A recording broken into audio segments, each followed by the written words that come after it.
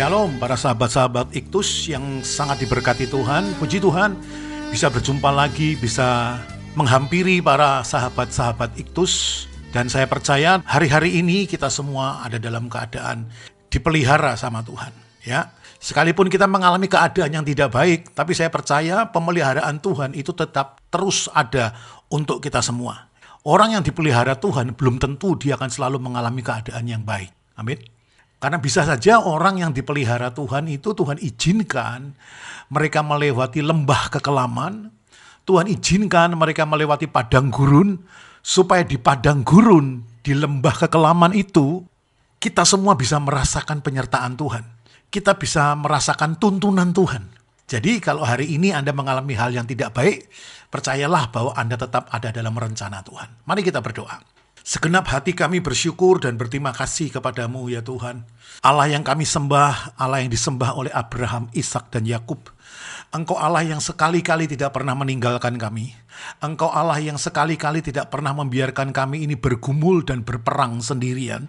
Tapi Engkau Tuhan yang selalu ada di depan kami untuk membawa kami masuk di dalam glory to glory. Membawa kami ke dalam kemenangan lepas kemenangan.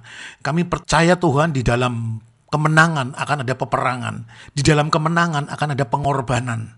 Tapi kami percaya di saat kami berperang, di saat kami berkorban, Tuhan selalu beserta dengan kami. Sehingga kami sanggup melewati peperangan ini dan kami sanggup untuk memberi yang terbaik. Dan hari ini kami mau dengar firman-Mu Tuhan.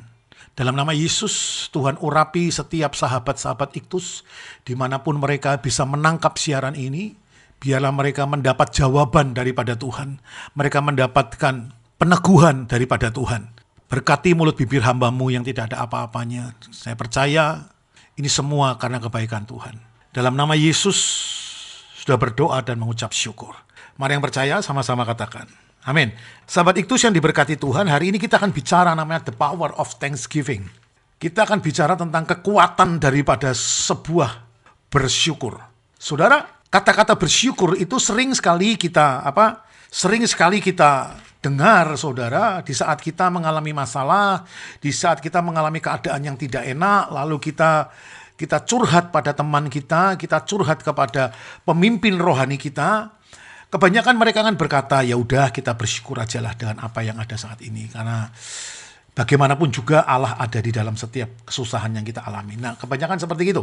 Tetapi hari ini kita mau belajar sama-sama, saudara, mengenai bersyukur, bahwa di dalam bersyukur itu akan ada kekuatan. Di dalam bersyukur itu akan ada terobosan, saudara. Nah, itu sebabnya kita akan belajar sama-sama. Mari sama-sama buka Matius pasal 13 ayat 22. Matius 13 ayat 22. Dikatakan demikian. Matius 13 ayat 22. Yang ditaburkan di tengah semak duri ialah orang yang mendengar firman itu, lalu kekhawatiran dunia ini dan tipu daya kekayaan menghimpit firman itu sehingga tidak berbuah. Sahabat Iktus, dalam ayat ini saudara, bukan iblis atau setan yang menghimpit firman. Dengar baik-baik. Dalam ayat ini bukan iblis atau setan yang menghimpit firman, tetapi kekhawatiran dan ingin kaya. Tipu daya kekayaan itu adalah ingin kaya. Dengan kata lain, saudara, tidak selamanya iblis atau setan yang menghambat pertumbuhan kerohanian seseorang. Tidak selamanya iblis yang menjadi penghambat atau pengrusak pertumbuhan kerohanian kita. Kadang-kadang itu muncul dari inner dalam diri kita. Dalam inner heart. Dalam kedalaman hati kita. Di mana kita khawatir, saudara. Dikatakan seperti gini, saudara. Yang ditaburkan di tengah semak duri ialah orang yang mendengar firman itu. Dengar baik-baik. Orang ini mendengar firman.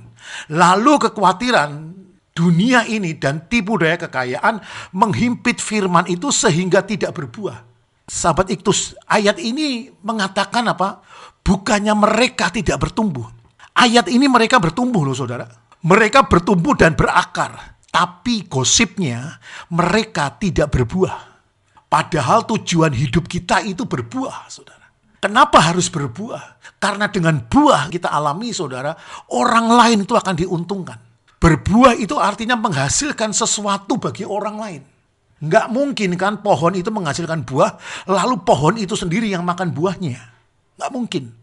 Nah, pada waktu kita berbuah, harus ada orang lain yang menikmati buah yang kita hasilnya. Artinya buah itu dinikmati orang lain. Karena buah tidak dinikmati oleh pohon itu, tapi dinikmati oleh orang yang lewat. Sebab Tuhan mau kita punya tanah yang subur. Tanah yang subur itu tanah yang gampang ditanami, saudara. Kalau tanah itu subur, benih apapun aja pasti tumbuh. Amin, saudara. Sekali lagi saya katakan, kalau tanah kita itu subur, saudara, benih apapun yang ditabur oleh Tuhan dalam hidup kita, itu pasti akan tumbuh, saudara. Karena Tuhan mau kita itu punya tanah yang subur, supaya kita tidak hanya berakar dan berbuah, tidak hanya berakar dan bertumbuh, tapi kita juga berbuah. Coba perhatikan Yesaya 32 ayat yang ke-20. Perhatikan baik-baik, Yesaya 32 ayat 20. Firman Tuhan bilang kayak gini, berbahagialah kamu yang boleh menabur di segala tempat di mana terdapat air, yang dapat membiarkan sapi dan keledainya pergi kemana-mana. Sahabat Iktus, dengar baik-baik, berbahagialah kamu yang boleh menabur di segala tempat di mana terdapat air.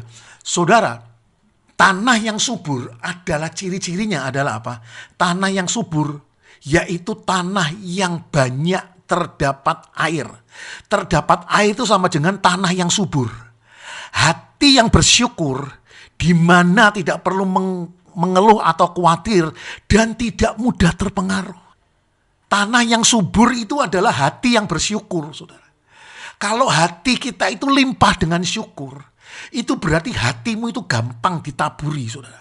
Tuhan mudah menaburi benih-benih di dalam hidup kita. Entah itu benih berkat, benih terobosan, benih keuangan, benih finansial, benih apapun, saudara. Benih firman Tuhan, benih pelayanan, benih kebaikan, benih-benih roh yang Tuhan berikan di dalam hidup kita. Itu akan mudah menjadi grow up. Ketika hati kita ini penuh dengan ucapan syukur, ketika hati kita, tanah kita ini penuh di mana terdapat air. Dengar baik-baik, yang dapat membiarkan sapi dan keledainya pergi kemana-mana. Artinya apa? Hati yang bersyukur itu adalah hati yang berfungsi.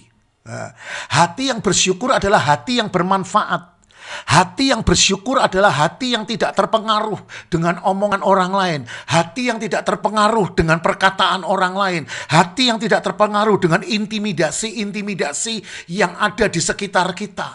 Sahabat Iktus yang sangat dicintai Tuhan, kapal itu tidak mungkin tenggelam walaupun dia dikepung dengan air yang begitu besar jumlahnya.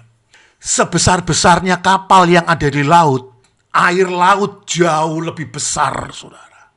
Ya, sekalipun kapal itu dikepung dengan air yang jumlahnya besar, kapal itu tidak akan pernah tenggelam. Yang membuat kapal itu bisa tenggelam adalah apa?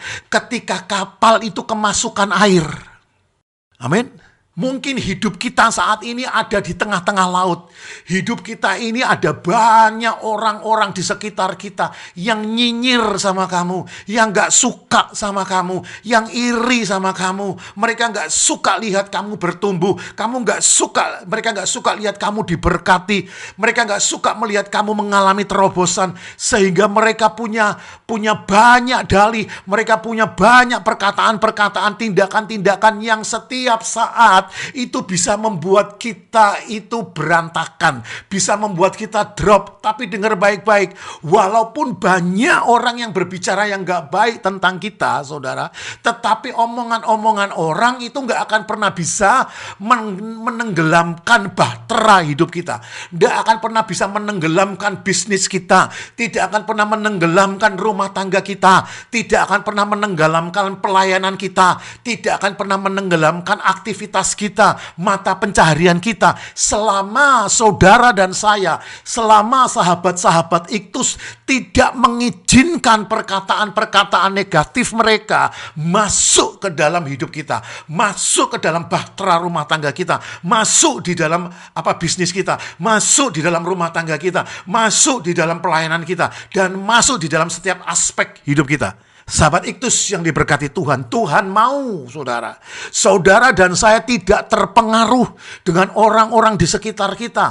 Orang yang tidak terpengaruh adalah orang yang memiliki tanah yang subur. Amin. Orang yang tidak mudah terpengaruh dengan perkataan-perkataan negatif, saudara, itu adalah tanah yang subur, tanah yang terdapat banyak air, saudara. Orang yang bersyukur itu adalah apa, saudara? Itu adalah ciri-ciri dari orang yang setia, saudara. Orang yang setia itu, saudara, otomatis dia akan bersyukur, saudara. Kalau kita nggak bisa bersyukur, kita nggak mudah bersyukur, maka kita akan sulit untuk menjadi pribadi yang setia, saudara. Iya kan, saudara? Kalau saudara itu nggak bersyukur, Anda nggak setia, dan Anda akan percaya, dan Anda akan berkata, wah ini nggak mungkin bisa. Keadaanku seperti gini, aku harus nggak mau seperti gini. Aku nggak bisa kalau cuma seperti ini aja. Maka aku akan lakukan yang lain, saudara. Nah, kadang-kadang kita melakukan hal-hal yang lain itu tanpa kita sadar, kita mulai menyimpang daripada apa yang Tuhan izinkan. Kita mulai menyimpang dari komitmen-komitmen kita yang awal dengan Tuhan, saudara. Karena apa? Karena keadaan kita tidak baik, saudara. Kalau kita bersyukur ketika keadaan kita baik, itu memang biasa, saudara. Tapi kalau kita bersyukur ketika keadaan kita nggak baik, itu adalah penyembahan yang paling dalam, saudara. Nah, kadang-kadang, saudara, orang itu merindukan mujizat. Tapi saudara perlu tahu, sebelum mujizat itu terjadi, saudara, sebelum mujizat itu terjadi, didahului dengan tekanan, didahului dengan konflik, didahului dengan masalah, didahului dengan permasalahan-permasalahan dan pergumulan-pergumulan. Tapi percayalah, saudara, kalau saudara bisa bersyukur di keadaan-keadaan, di kondisi-kondisi seperti itu yang namanya the worship of God, saudara. Nah, itu sebabnya tadi firman Tuhan berkata bahwa di mana dapat membiarkan sapi dan keledainya pergi kemana-mana. Itu artinya apa? Anda bisa dipercaya. Bisa pergi kemana-mana tanpa harus didampingi. Bisa pergi kemana-mana harus tanpa diawasi, saudara. Itu berarti orang yang bersyukur adalah orang yang bisa dipercaya, saudara. Karena gak ada seorang pun yang membiarkan pencuri masuk ke rumahnya. Ya, lalu kalau saudara tidak membiarkan pencuri masuk ke dalam rumah, lalu mengapa kita membiarkan kekhawatiran masuk ke dalam hati kita? Untuk apa? Iblis itu, saudara, akan pakai rasa kekhawatiran kita, akan memakai rasa ingin kaya dalam hidup kita, supaya apa? Supaya lewat itu semua iblis ingin mencuri sukacita yang Tuhan taruh dalam hidup kita. Kalau sukacita itu udah nggak ada, kita sulit untuk bersyukur. Lagi pula mereka yang suka dan mudah bersyukur akan lebih mudah melihat peluang di depan mereka daripada mereka yang sukanya mengeluh. Nah, dengar baik-baik, sahabat Iktus, orang yang suka bersyukur, orang yang gampang bersyukur akan lebih mudah melihat peluang di depan mereka daripada mereka yang sukanya mengeluh. Nah, meskipun punya masalah yang sama, mungkin punya masalah tekanan yang sama, mungkin punya tanggungan yang sama, saudara, tetapi kalau yang satu ini lebih suka bersyukur, yang satu ini suka mengeluh, dengar baik-baik, peluang yang mereka dapatkan itu beda. Walaupun masalahnya sama, tekanannya sama, konfliknya sama, saudara, tapi ketika yang satu itu bersyukur, yang satu mudah bersyukur, yang satu ini bersyukur artinya apa? Tidak menyalahkan orang lain, tidak menyalahkan keadaan, tidak menyalahkan Tuhan. Bersyukur itu artinya apa, saudara? Menerima keadaan yang saudara alami ini dan Anda tidak menyangkalnya. Nah, ini penting, saudara. Tak beda dengan orang yang punya masalah sama, saudara, tapi dia sukanya mengeluh dan menyesali, dia pesimis, dia suka menyalahkan orang lain, dia suka menyalahkan keadaan, dan dia menyesali. Saya mau kasih tahu, saudara, ini fakta, bukan fiktif, saudara. Orang yang gampang bersyukur itu gampang melihat peluang. Orang yang gampang bersyukur itu adalah tanah yang subur, yang gampang ditaburi benih. Salah satunya adalah apa? Benih mujizat, saudara.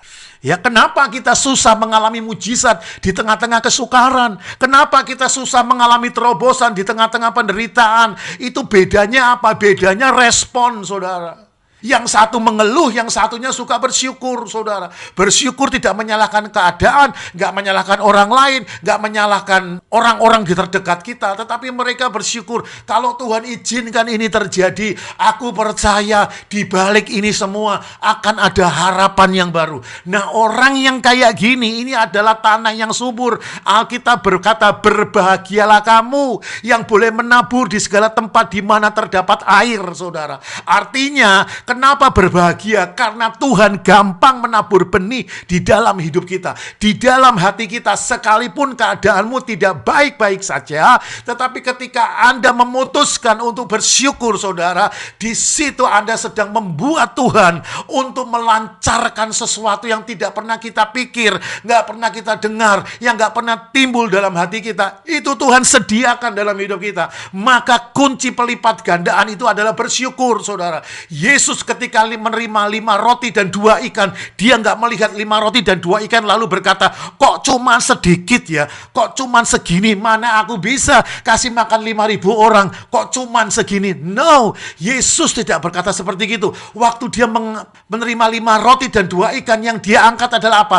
Yang dia lakukan adalah apa? Dia mengangkat 5 roti dan 2 ikan, lalu Yesus bersyukur. Anda lihat baik-baik di Alkitab, lalu Yesus bersyukur. Ketika Yesus bersyukur, pelipat gandaan terjadi.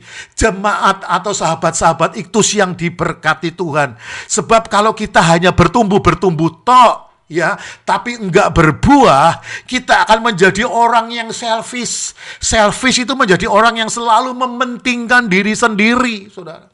Ya, orang yang bersyukur itu berbuah. Dan ketika Anda bersyukur, Anda berbuah, orang di sekitar Anda itu akan mengalami, saudara, mengalami kualitas hatimu yang bersyukur, akan mengalami hatimu yang limpah dengan syukur, saudara. Dan waktu orang merasakan kamu tidak hanya diberkati, tanpa sadar kamu sudah menjadi berkat bagi orang lain, saudara. Ini sampel sebenarnya. Berbuah itu adalah apa, saudara? Berbuah adalah memiliki rasa cukup, ya. Artinya apa? Bersyukur atau berbuah adalah memiliki rasa cukup dalam dirinya, sehingga, saudara, orang ini nggak memusingkan dengan apa yang belum atau tidak dimiliki, tetapi dia tetap memberi, saudara. Wow, ini luar biasa, ya. Orang itu punya masalah, orang itu punya tekanan, saudara. Orang itu punya punya kondisi keadaan yang tidak baik. Kalau dia bersyukur, saudara, itu artinya apa? Dia memiliki rasa cukup. Walaupun dia sedang tidak baik-baik saja, tapi dia memiliki rasa cukup, tapi dia tetap mempunyai keinginan, saudara, untuk memberi, saudara. Walaupun apa yang dia inginkan, yang dia butuhkan, belum atau tidak dia miliki. Tujuan Tuhan bukan supaya kita bertumbuh menjadi raksasa yang tinggi. Bertumbuh bukan menjadi raksasa yang tinggi. Enggak, saudara. Bertumbuh itu artinya apa? Kita menjadi besar. Besar dalam kasih karunia. Besar dalam kemurahan. Besar dalam damai sejahtera. Besar dalam sukacita. Besar dalam pengetahuan akan Tuhan. Besar, saudara, dalam hal mengasihi Tuhan. Orang yang bersyukur akan gampang melihat peluang-peluang yang ada di dalam hidup kita. Tetapi kita lihat baik-baik, saudara. Kita lihat baik-baik. Matius 13 ayat 25 dan 26. Tetapi pada waktu semua orang tidur, ya, dengar baik-baik. Pada waktu semua orang tidur, datanglah musuhnya menabur benih lalang di antara gandum. Lalu pergi. Ketika gandum itu tumbuh dan mulai berbulir, nampak jugalah lalang itu. Sahabat-sahabat Iktus, ketahuilah ketika kamu menanam benih padi, saudara. Ketika kita menanam benih padi, yang tumbuh bukan hanya padi doang, saudara. Ada kalanya juga ilalang, di mana ilalang ini tumbuh bersama juga yang akan mengganggu hasil panen kita. Apa itu salahmu? Oh, belum tentu, saudara. Belum tentu. Itulah hidup dalam pertumbuhan. Kita berbuat baik, bukan berarti itu akan menjamin kamu akan selalu bertemu dengan orang baik saja. Orang yang bersyukur adalah orang yang tetap terus berbuat baik, walaupun keadaan di sekitarnya nggak baik. Nah, gak selamanya pendeta itu bisa seperti ini. Gak selamanya orang yang hidup di dalam Tuhan itu bisa seperti ini, saudara. Masyarakat biasa pun, orang-orang biasa pun, dia bisa seperti gini, saudara. Dia tetap berbuat baik, walaupun keadaannya gak baik, tapi dia masih bisa memancarkan aura kebaikan, saudara. Ini tipe-tipe orang yang bersyukur kayak gini. Akan tetapi saudara, waktu Anda berbuat baik, akan ada orang yang mungkin menjahatimu, mungkin ada orang yang menjolimimu, menipu kamu, bahkan mengecewakan kamu. Ada pencobaan, ada juga kesedihan. Ini yang namanya liku-liku hidup. Maksudnya saat kita masuk dalam rencana Tuhan, di saat itu juga musuh mencoba menabur benih lain, yaitu apa? Benih keraguan, penyesalan, ketakutan, yang tujuannya bikin kita nggak yakin dan membuat kita nggak bahagia. Ya, orang yang bersyukur adalah orang yang bahagia. Yang menghimpit itu firman adalah apa? Yang menghimpit firman adalah apa? Kekhawatiran dan tipu daya kekayaan. Bukan menghimpit, saudara. Dia menghimpit apa? Menghimpit supaya kita nggak bahagia. Baik. Supaya kita nggak bahagia. Orang kaya sekalipun dia itu nggak bersyukur, walaupun dia sudah banyak materinya, dia akan tetap merasa kurang. Beda dengan orang yang gaji cuman UMR, saudara, tapi hidupnya bersyukur, Anda menerima apa adanya, Anda nggak memusingkan dengan apa yang belum Anda punya, saudara. Itu Anda jauh lebih bahagia, saudara. Tujuan Tuhan itu adalah kita bahagia, bukan pura-pura bahagia. Perhatikan baik-baik pada Mazmur 126, saudara. Mazmur 126 dikatakan seperti ini. Ketika Tuhan memulihkan keadaan Sion, keadaan kita seperti orang yang bermimpi, saudara. Bermimpi itu seolah-olah nggak mungkin, saudara. Ketoknya tenan tapi sebenarnya nggak ada, itu namanya mimpi. Artinya apa? Saat Tuhan menolong kita, Tuhan memberi jawaban dalam hidup kita, kita menganggap ini nggak mungkin, tetapi ini mungkin karena seperti orang yang bermimpi. Pada waktu itu mulut kita penuh dengan tertawa.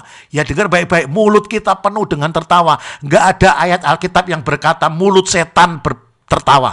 Yang ada mulut anak-anak Tuhan yang tertawa dengan lidah dan sorak-sorai. Pada waktu itu berkatalah orang di antara bangsa-bangsa, Tuhan telah melakukan perkara besar kepada orang-orang ini. Tuhan melakukan perkara besar kepada kita, maka kita bersuka cita, saudara. Dengar baik-baik, ketika Tuhan memulihkan keadaan Sion, keadaan kita seperti orang yang bermimpi.